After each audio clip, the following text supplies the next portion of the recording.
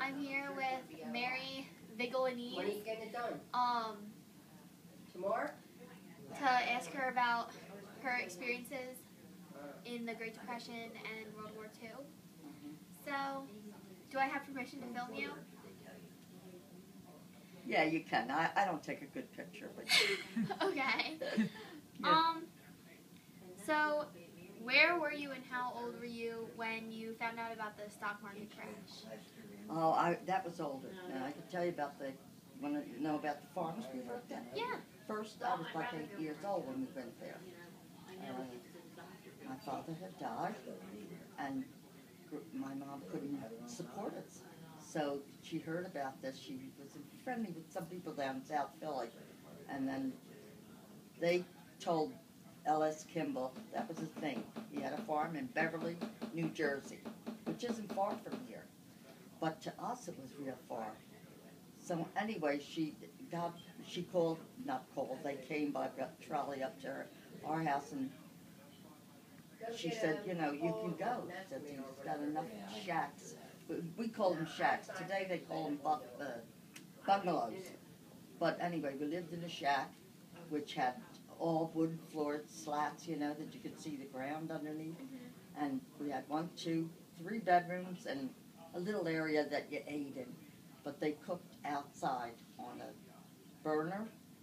They made a fireplace with rocks and then a tin on top, and that's how they cooked. The fire would be underneath. That's how they cooked. Yeah.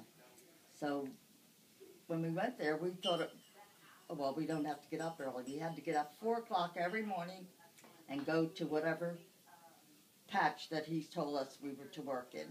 And naturally, a truck came and got us and brought. We were like animals in the back of a truck all the time when we went to different farms, you know. And you just went to work on the farm? Oh, yeah.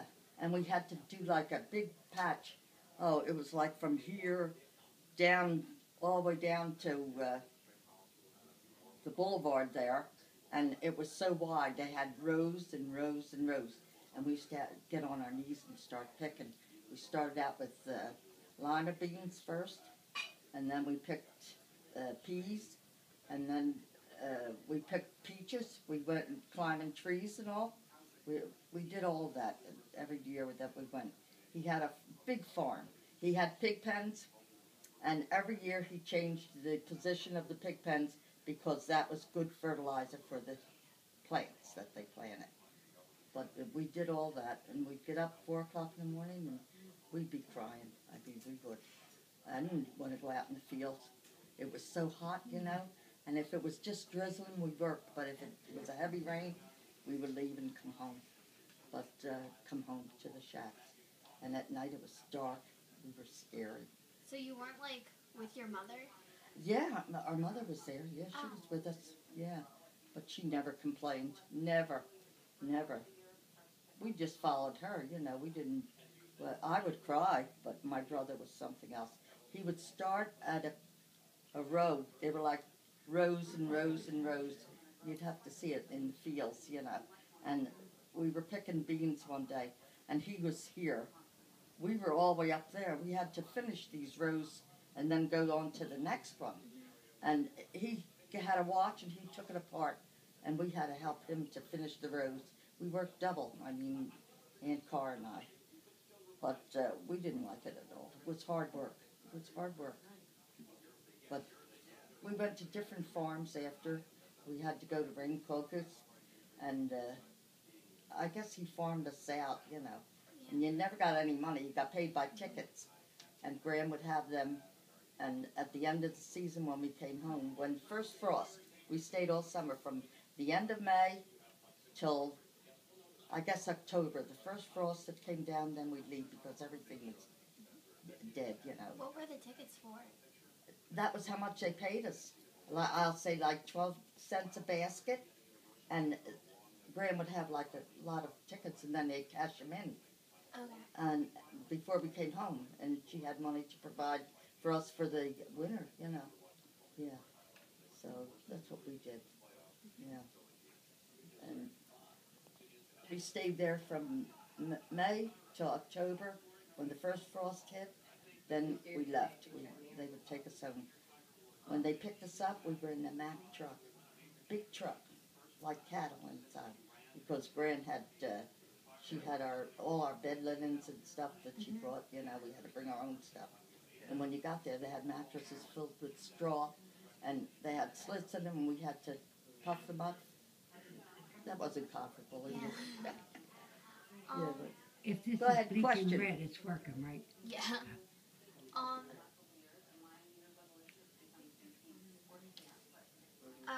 so like, how did the Great Depression affect you and like your life? Like, did you know what was going on? no, not really, because we didn't have any money in the bank. We were poor, very poor. We were just standing on the corner watching all these people across Germantown Avenue there. In Rosen, they were fighting to get up there first because they thought the banks wouldn't have their money, because they went up, they didn't have money. Yeah, but that's all I knew of that. I mean, that was depression. That was I was about 10 or 11, I'll say in the 30s, early 30s that depression went on. But when we went to the farm, I was like 8 years old, so that was 1928. So that was before the Depression happened? Yeah. You had to go Yeah. to the farm? But we all did, but my brothers didn't come. I think they came one season, but they didn't stay. Yeah. So, I mean, that's what I can tell you, you know. Yeah. But you can add on to it, you know. I mean, we worked hard. We worked from 4 in the morning, 5 we got there, till 6 o'clock at night. Yeah, because it wasn't dark then, you know, in the fall, in the summer. Yeah. Yeah. So we did work hard. But I don't know what else to tell you. Well, when did you first find out about Pearl Harbor? How old were you and how did you react? Oh, Pearl Harbor? We didn't react at all. We were kids, you know, we didn't know. Yeah, we didn't know anything about it. I mean, I couldn't tell you anything on it, because we didn't do anything. Because like the news wasn't the same. No, well, radio, if you listen to a radio. But we didn't listen to a radio when we were kids. Never. That's all we had was a radio. I guess the TVs didn't come out till late 40s, early 50s. Yeah. We didn't have one then. But that's all I could tell you is how we lived, you know. Yeah. Yeah. How did life in your community change during the war? It didn't. Our life, we struggled all our lives. That's all I can tell you. Yeah, we didn't have anything. And in those days, they didn't have welfare. There was no such thing as welfare. That didn't come out, I guess, till after President Roosevelt was in. He's the one that introduced that, yeah. But no, we struggled all the time. Yeah, that's all I could tell you about that. And Gran didn't have much money to go to the store, but she would buy greens, and we'd have greens and beans and macaroni, you know. Yeah, just pots of it, you know, that's all. Because they were the cheapest. They never bought a dozen eggs. They used to buy 3 eggs. 3 eggs. Yeah. What was the most powerful memory you have from World War II? Oh, well, I was married. I got married in 1939. And my husband went in the service, and I had 3 children. I struggled then, too, because he sent me $120 a month to live on. And we were renting a house. That was hard, because I had the 3 kids. That was hard. Did you work? Not until the kids got older. Oh, I worked when I married him. I worked in an office, went to commercial, took a 2-year commercial course. And my first job was in a little office, and I had to run the office. Bookkeeping, shorthand, and I'd go home with $14 and I'd throw it on the table for my mom. Yeah. And she'd give me $2 back. And I would go out, save release, Do you remember Saberly's on Chelton Avenue? Dress shop.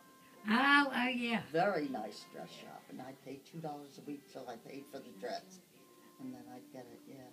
We struggled all the time. All the time. Yeah. And like I said, then I got married and my husband went into the service. He stayed 2 years. He was stationed in Texas, though. He wasn't in the war. Yeah, he took care of planes. But we struggled. I struggled all my life. Then when the kids got older, I did go to work. I went to work. Yeah, I worked almost 40 years for Forms Incorporated, a printing place. I had a nice job. What were your husband's opinions on the war? We talked about it, but it didn't amount to anything. That's why I said to us it was. It wasn't really like a big thing. Yeah. Well, because we only had the radio in those days, you know. Yeah. TV didn't come out till near 50s. But this was 1940, 42. Yeah. But that's all I could tell you. I mean, I don't. The experience and the most sorrowful thing was when we went to the country. That was the hardest. That was the hardest for all of us. Yeah. But other than that, no. So, What were your opinions on the dropping of the atomic bomb, and do you feel differently about like that now than you did we back were then? scared to death. We were scared to death when they said they had the atomic. Oh, yeah. Mm-hmm. But we didn't have anything to look at in those days, you know, to see it till later. Till later we did see it. But yeah, we were all scared. We thought we were all going to go. Yeah. But that was all. I mean, we never made a big thing of it, you know. Yeah. So it wasn't that hard for us, you know. But the most experience was going to the country every year. We went every year. Even like as you got older? Well, I was in grammar school. Went to school from 1st to 8th grade there. And when I was in 8th grade, I graduated, and I wanted to go to commercial. My mom couldn't afford to send me to Catholic school because it was always a tuition. So it was a Catholic school, but you know how I paid my tuition there? I used to type the church cards, church envelopes, and that's how I paid my way through. Every day I stayed after school. I didn't get home till 5 o'clock. But I was good in school. I was an honor student. And it was just shorthand and bookkeeping and some history, not much. And after school was over, everybody would leave and I'd be there typing these envelopes, you know, names and addresses on them. Yeah, so that's what I did to get through school, you know.